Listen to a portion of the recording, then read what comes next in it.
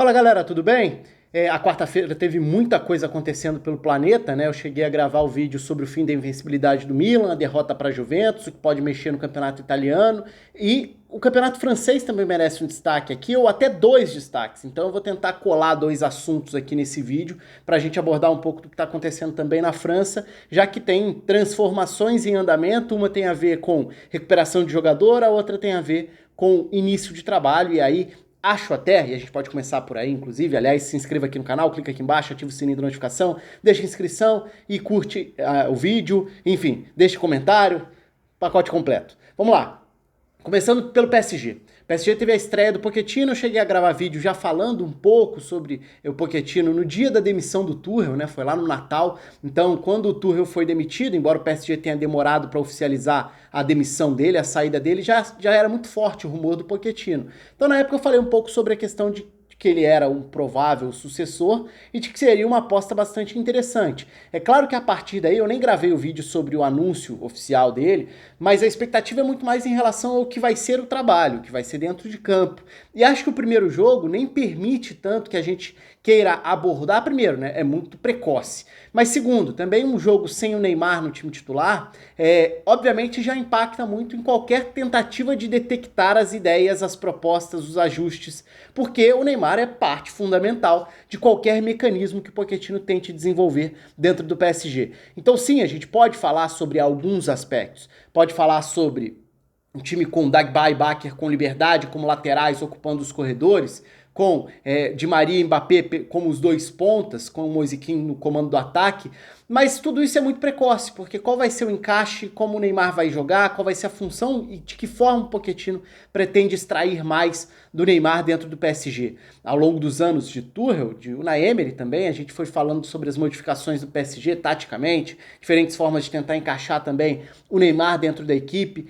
E agora, esse vai ser o ponto também. Então eu vou esperar um pouco mais para fazer um vídeo com o Campinho. Aliás, tem muita gente cobrando o Campinho, pedindo o Campinho. Em breve pretendo voltar a fazer os vídeos aqui com o Campinho tático também. Tô até testando algumas outras formas de tentar colocar o Campinho, talvez dentro da live, compartilhando tela, enfim. Acho que talvez seja até mais fácil do ponto de vista de edição na correria aqui do dia a dia da rotina e dos diversos trabalhos. Mas enfim, voltando ao tema, voltando ao PSG, acho que o mais interessante dessa estreia, que não foi boa, mas que também é muito precoce para a conclusão, foi a questão do posicionamento e da função que o Verratti pode vir a ter. Por que eu digo pode vir a ter? Porque por um jogo não dá para concluir muita coisa. Mas a imprensa francesa, antes do jogo, falava sobre como o Verratti poderia ser o 10 do Pochettino.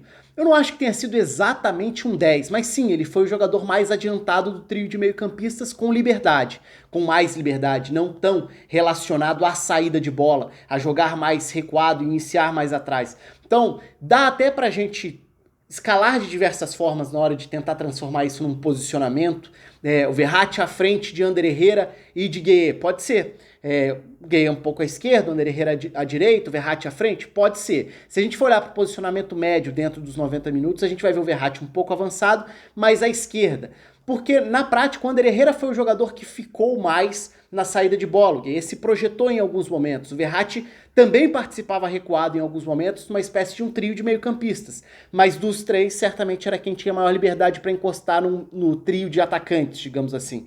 Então, esse vai ser um tópico para a gente observar. A influência do Verratti, em que faixa do campo ele vai atuar e se ele vai crescer, vai ser potencializado, se ele vai ser o jogador da distribuição de trás ou da organização mais próximo de um terço final do campo, de uma área adversária, para ser esse meia criativo. Lembrando que o Verratti já ocupou diferentes faixas do campo. Então aí para mim tá a maior curiosidade do pouco que a gente tem de universo de avaliação até agora do Pochettino, que é um jogo, né? É muito pouca coisa. Já que a gente ainda não tem o Neymar para tentar olhar de que forma ele vai ser usado, como vai ser o funcionamento, de que forma impacta no Mbappé, hoje acho que o ponto inicial mais interessante para a gente prestar atenção é o Verratti. E aí vamos para o outro assunto, então, que é o Paquetá. O Lyon é o líder do campeonato francês, o Lyon tem um meio-campo de muita capacidade técnica e de potencial, inclusive, e o Paquetá tem sido um dos principais nomes das últimas semanas de campeonato francês. Ao falar últimas semanas, evidentemente eu estou voltando para as últimas rodadas de 2020,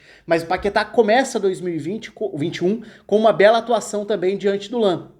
E aí, participando de gol, né, seja com assistência da bela jogada do primeiro gol, seja com a construção do lance do pênalti do terceiro gol do Lyon, mas mais do que isso, em outros momentos do jogo, criando uma chance clara com um belo lançamento ainda no 0-0. Então é um Paquetá que está se integrando, se encaixando muito bem a esse meio-campo do Rudi Garcia, né? Lembrando que o Lyon, na temporada passada, terminou, principalmente a Champions, jogando quase sempre com 3 zagueiros. Na atual temporada não tem sido assim, na maior parte das vezes, com linha com 4, um trio de meio-campistas e um trio de ataque. Então esse trio de meio-campistas tem tido Thiago Mendes como volante mais recuado, Paquetá como meio-campista à direita e Aouar como meio-campista à esquerda. Sim, o Bruno Guimarães tem um enorme potencial, teve um impacto imediato na temporada passada, agora está até afastado por conta de ter testado positivo, mas e acho que é um jogador que merece entrar nessa rotação porque tem bola para diferentes funções dentro desse trio. Pode ser o primeiro, pode jogar mais à frente também, acho que ele pode fazer bem as duas. Mas no momento, se a gente pegar esse recorte atual, a gente vai enxergar um Lyon funcionando e com o Paquetá sendo um dos destaques, um dos pilares. Foi até o destaque, né, a manchete do L'Équipe na França. Paquetá ilumina o Lyon, foi a frase usada como manchete, porque ele tem sido um jogador que tem conseguido aliar e alguns aspectos que a gente já conhecia de antes, por exemplo, o fato dele ser um jogador físico, um jogador que pode ir para o embate, que pode ocupar uma área grande do campo, que pode fazer um trabalho sem bola e ao mesmo tempo ser um jogador técnico, de bom passe, de condução de bola, de finalização ou uma enfiada de bola também. Então, essas virtudes ele já mostrou lá atrás, quando surgiu no Flamengo, por exemplo.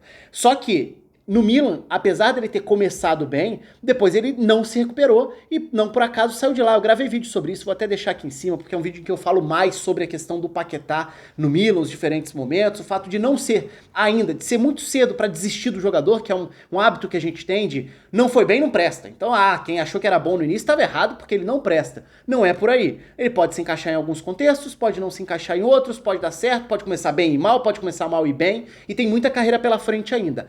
Hoje, ele é um destaque do campeonato francês. Hoje, o Lyon é um candidato a tentar quebrar a hegemonia do PSG na Ligue 1. É um campeonato mais aberto, o PSG está nesse início de processo de transição, com a chegada do Pochettino, de que forma que isso vai dar certo ou não vai, de que forma que a Ligue 1 vai ser uma prioridade ou não vai, enfim. Isso tudo a gente não sabe, a gente vai ter que esperar.